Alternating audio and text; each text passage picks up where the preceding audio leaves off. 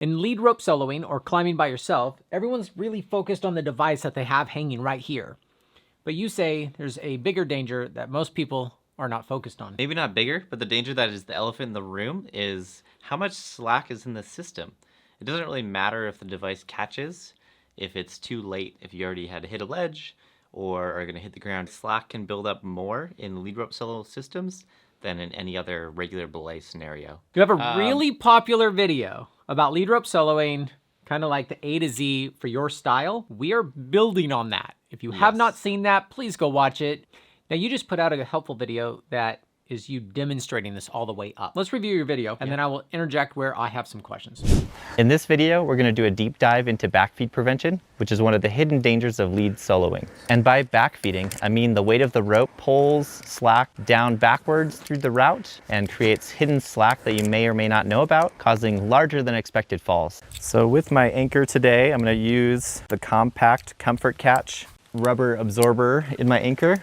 So usually I opt to clip a 2-bolt inline anchor from the ground. The second bolt on this route is too high up for even my super long AviProbe stick clip, which means I'm going to show a cool feature of the slide cinch. I can cinch on the fly with one hand. Okay, so you just did a thing. Before we get to the slide cinch, you have these, yet another rubber widget. Absorbers, yep. We did a whole video where we turned this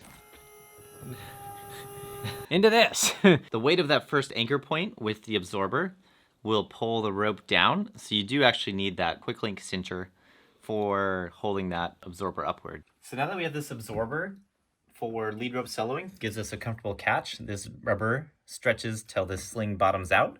So kind of like a mountain bike shock, you get some absorption and it feels a lot more natural than just a stiff, rigid fall if this fixed point were at the bolt itself and only the rope is absorbing. But you'll notice with this bulky assembly that it pulls more slack into the system. And what happens if you fall 3 feet before it even engages. Which is fine if you're 150 feet up, but not if you're 20 feet up. But overall, the premise that we want is a tight system with exactly the fall we expect. So that is why the slide cinch is mandatory for using the absorber anchor. You've got to hold it upwards, and the slide cinch is the best way to do it because it fits into this quick link, which this gives a knot blocking backup. Okay, I don't want to gloss over anything here. You have this as a backup as well. Yes. Including a life-supporting sling, because these are not life-supporting, as I just showed you over there. The reason I like this being fully separate from this system is this stays as a modular unit, and it just lets you put it in different places. So right now I'm using it on the bolt. You could have 2 alpine butterflies in line and have this system over here. And in that case, you still have your steel carabiner for use on whatever anchor point. So this is the system I recommend. The absorber assembly is in parallel to a full PPE system, however you'd like. The reason why we have this carabiner on carabiner action going on here is that this lets you put a stick clip around and stick clip that locker straight to the bolt, where this is too chunky for a stick clip to fit. Yeah, those details make this way more helpful. Typically, you have more space between here and here, right? Or does this get lifted up and it doesn't matter? It doesn't really matter. This could pivot all the way here and give about 12 inches of throw, and that is enough for the compact. In order to act as a backup, when this knot jams here, in the rare case that this fails somehow, you would fall whatever distance this is plus this flipping upwards. So if they're really far apart. Because this is often just the first bolt of a climb. This isn't a 2-bolt anchor. And so you make that your second bolt. Yep. And if this comes undone, that jams into that. Yep, exactly. With some extra fall distance. So having this knot close to here is actually good. In the case where your quick link draw is spread apart from your absorber anchor, you could also just put a knot in line to reduce that distance. Okay. Is it nice to have it about that far away? It depends on your absorber, right? So if you have a plush absorber that has 20 inches of travel, you need to make sure this distance plus this pivot upwards is 20 inches. Gotcha. Otherwise, you're going to bottom out into your knot. The quick link draw is a locking carabiner combined with this small quick link, which acts as a knot blocking backup if the first bolt were to fail. And then I set the slide cinch onto the hex nut of the quick link, and it's in sliding mode, but once I clip the bolt, I can with one hand slide it down into cinch mode. This large locker is a steel locker. It does have an aluminum gate, so it's not necessarily that much stronger. I do like that it's a triple action auto lock for extra peace of mind. And I do like that it has this anti-crossload feature to keep my quick draw dog bone right where it needs to be. Now you just magically jump into this already set up rig, which you can just go look at the other video on the chest harness, the upside down Gregory Plus. What size rope do you have in this video here? This is a 9.2. Okay. And the Gregory Plus is in top rope mode, grabbier mode.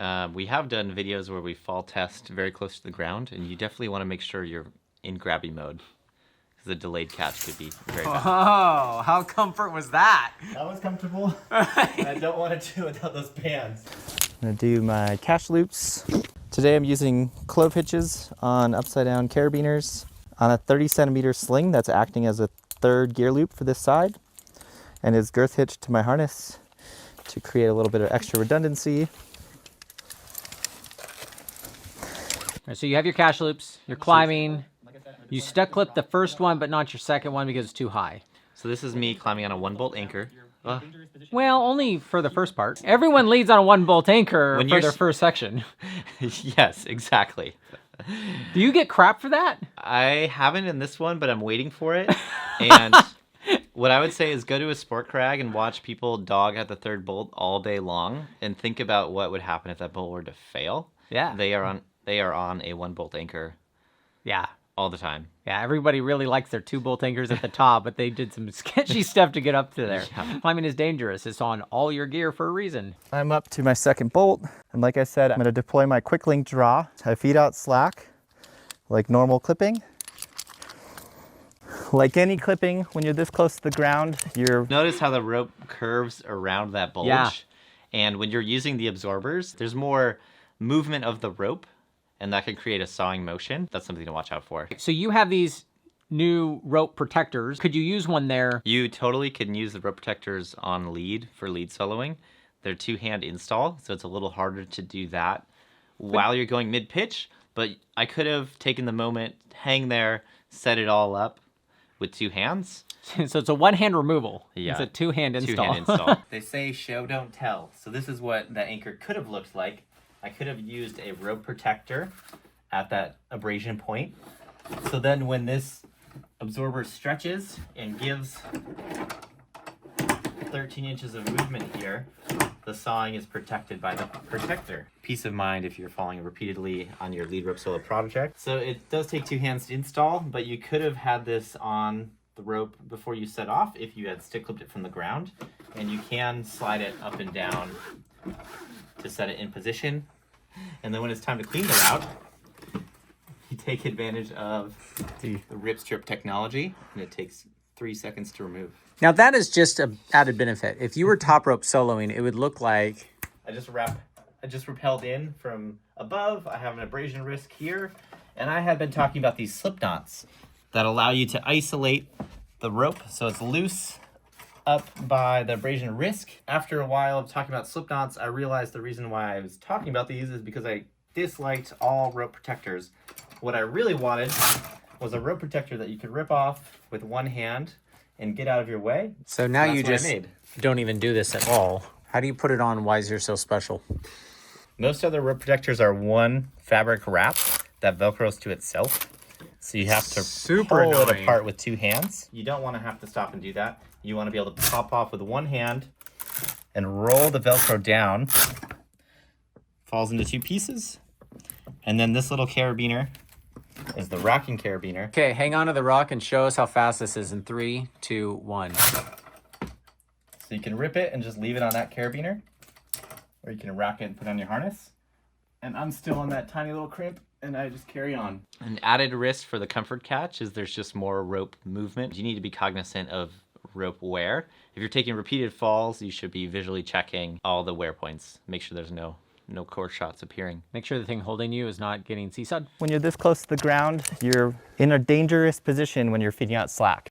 But here, we can already see why cinchers are so crucial, because the weight of the absorber anchor pulls the rope down and there's all this extra slack in the system.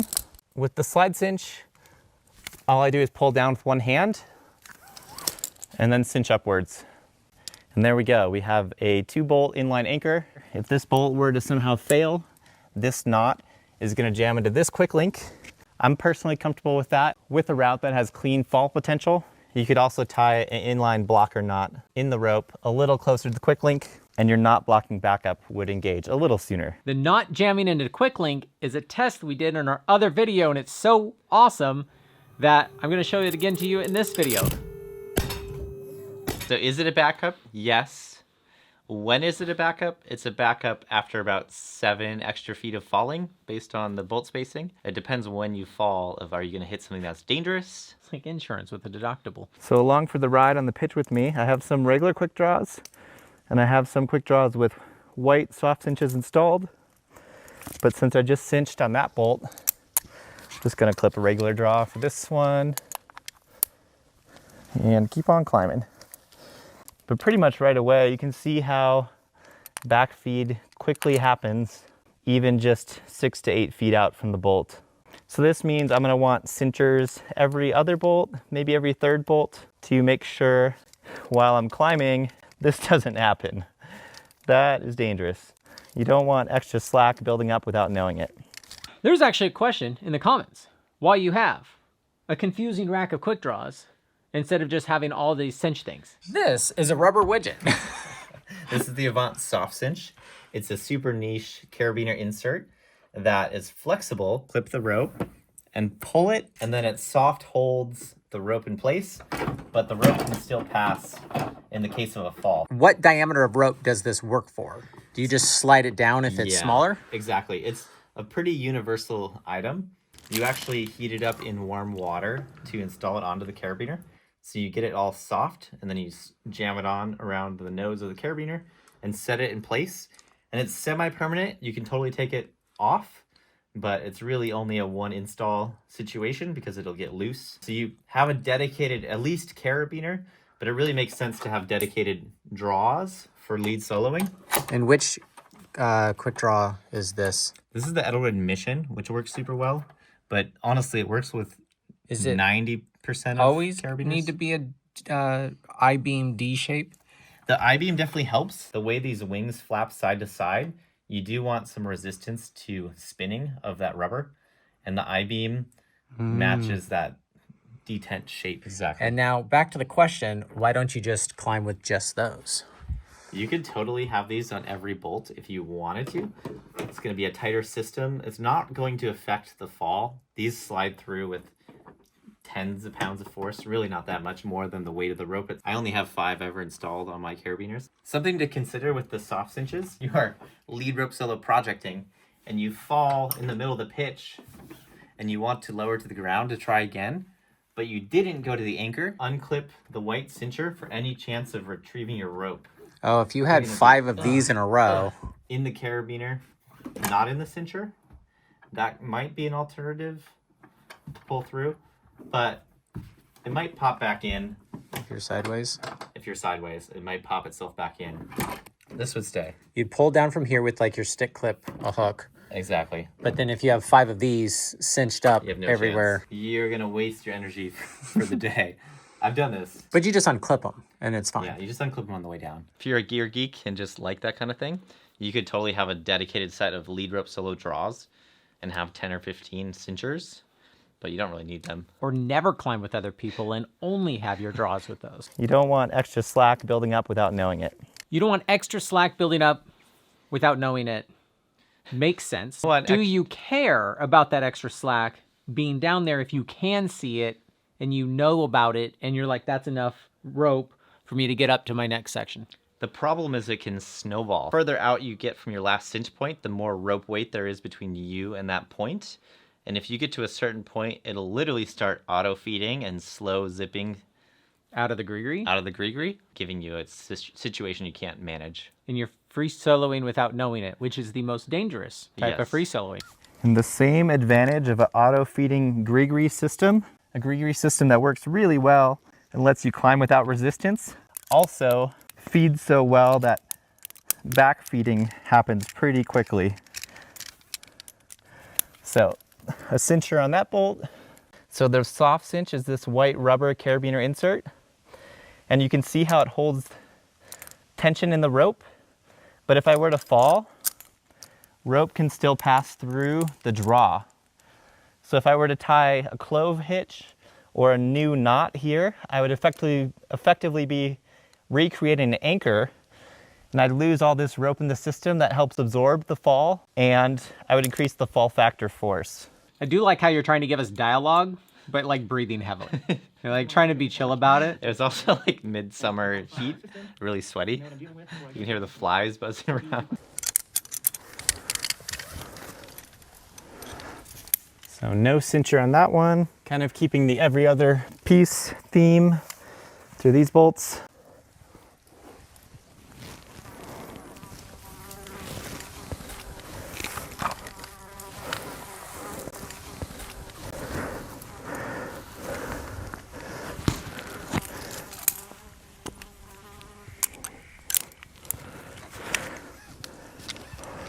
Definitely want a cincher on this one.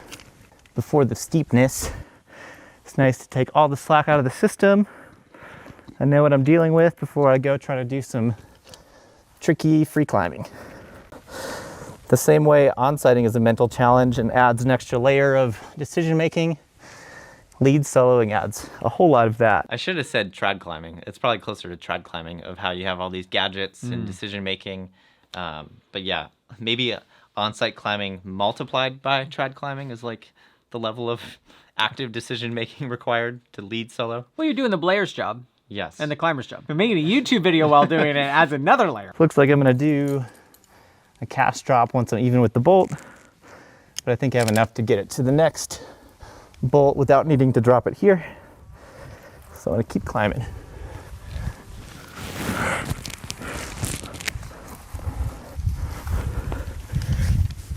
It looks kind of sketchy that my leg is close to under the loop of rope, which is a great point. I saw that. It is not, because I'm off to the side, but that is an extremely dangerous position if it were to, because flipping upside down is a bad situation for lead rope soloing, because it's the same direction of auto feeding, so the device often will not catch. You're hoping that you're flipping right side up before. Yeah. But that is why you have those cache loops. Yes. We saw at the beginning. Yep. On a girth hitched webbing. Yep. That in theory, well, not in theory, I think we tested it. It wouldn't be comfortable, but it is a full strength loop. Yep. You still fall until you hit one of those, though. Yeah, you still are doing a calculation of, are you going to hit the ground before the backup engages? But falling upside down is a hard no for lead rope soloing. You have to be extremely cautious to not do that. So this sort of heel hook position is a little dicey. Did you say that you've only fallen once or never fallen once upside down? I've fallen upside down once Okay. in my climbing career. Oh, but you weren't you weren't soloing when it that happened. was just sketchy trad climbing.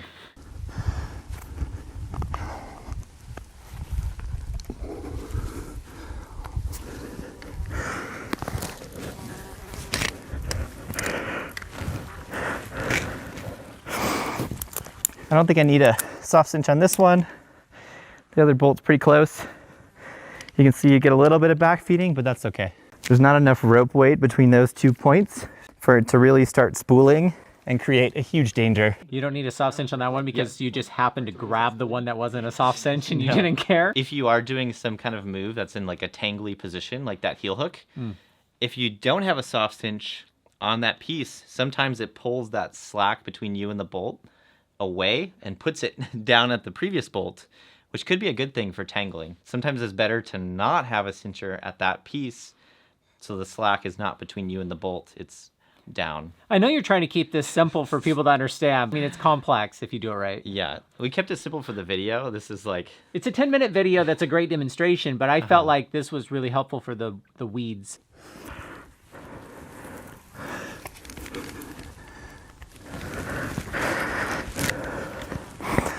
But I'll go ahead, do a soft cincher here. Remembered my cash strap before I short roped myself. Cinch and manage the slack.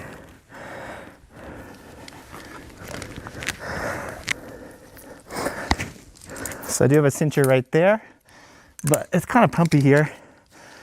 So I'm gonna add another cincher for peace of mind. It's fairly difficult getting to the anchor.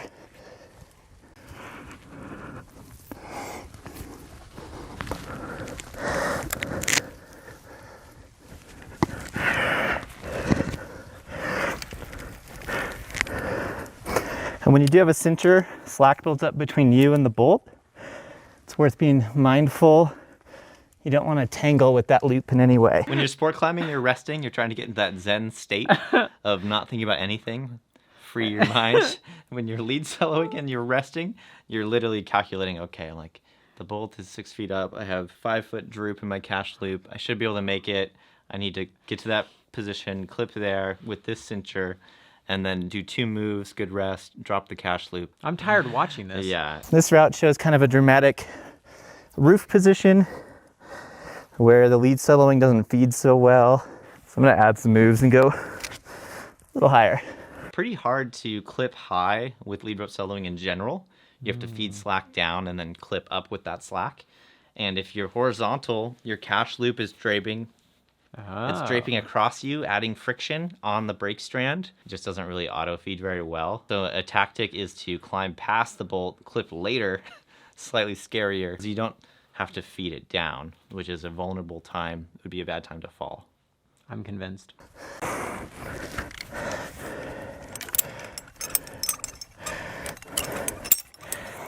All right.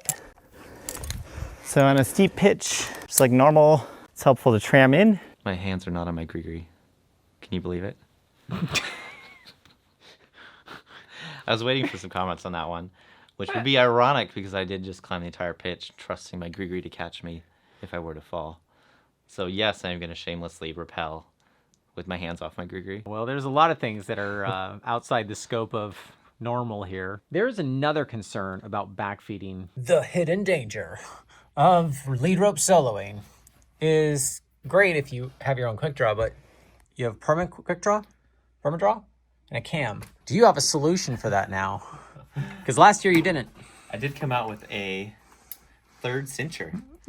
So this is the pinch cinch, keeping up with the 2-word alliteration. And this is a ridiculous product that if you don't know what it is for, you probably don't need it.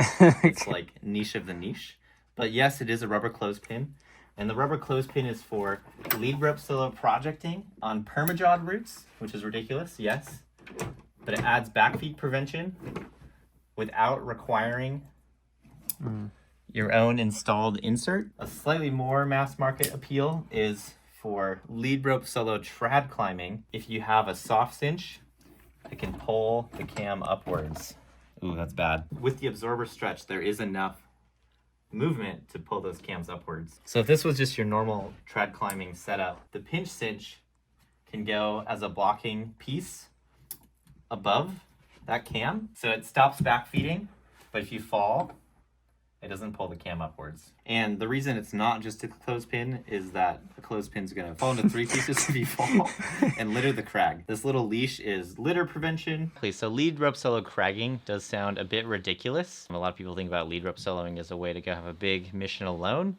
But despite all the mess of systems going on, it actually is pretty fast if you're good at it. So I do sometimes go lead rope solo climbing for endurance sake, and we'll do 10 pitches in like 2 or 3 hours.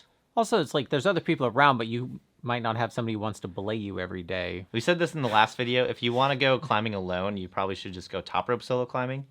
But lead rope solo climbing has its advantages. It's about 10 times as complicated as top rope solo climbing, but it's got its place. I love top rope soloing.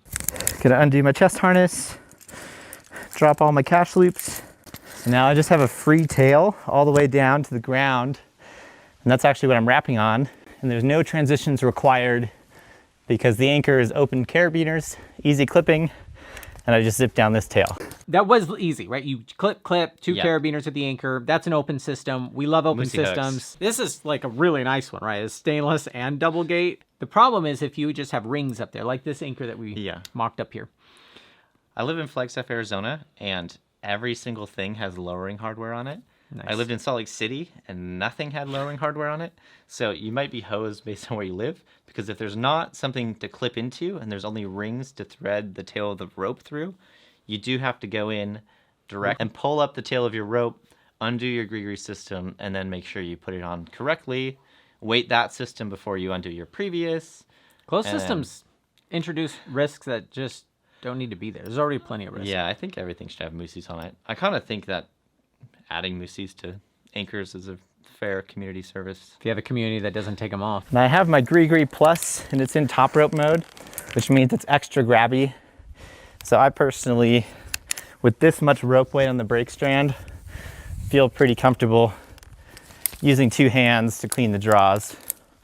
I did, after all, trust the Gree no hands on the way up. Yeah, jab that in there. That's probably why you didn't get the comments you thought. For cleaning the inline 2-bolt anchor, I'm going to show a quick trick.